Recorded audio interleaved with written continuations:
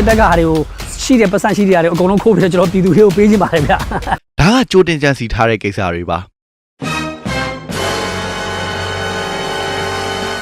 စူပါပါဝါမရှိတဲ့ဟီးရိုတွေထဲမှာ fan base အတောင်ဆုံးကချွင်းချက်မရှိ Batman ပါ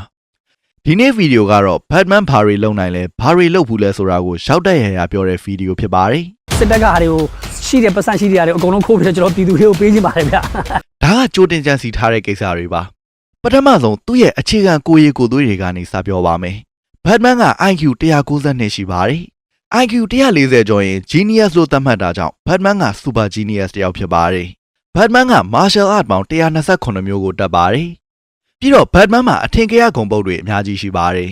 တခါတလေမှဘာမှကြိုပြီး plan ဆွဲထားတာမရှိပဲ super power နဲ့ကောင်တွေကိုမင်းဘာမှမဟုတ်ပါဘူးကွာဆိုတဲ့စကားကိုပါဇက်ကမပြောပဲကြောက်အောင်လုပ်တတ်ပါတယ်စူပါပါဝါမရှိလဲရှိတဲ့ကောင်တွေထက်ညံကောင်းတယ်ဆိုတာကိုပြချင်လွန်အားကြီးပြီးမစီမလျော်တွေဖြစ်သွားတာပါ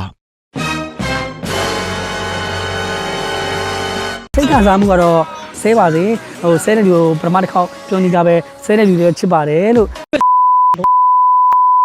ဆဲနေတာပါဒါပေမဲ့ကျွန်တော်အတိအသီးကပ်ပြီးဗမာလူမျိုးဖြစ်တဲ့ဘယ်တော့မှမဆဲပါဘူး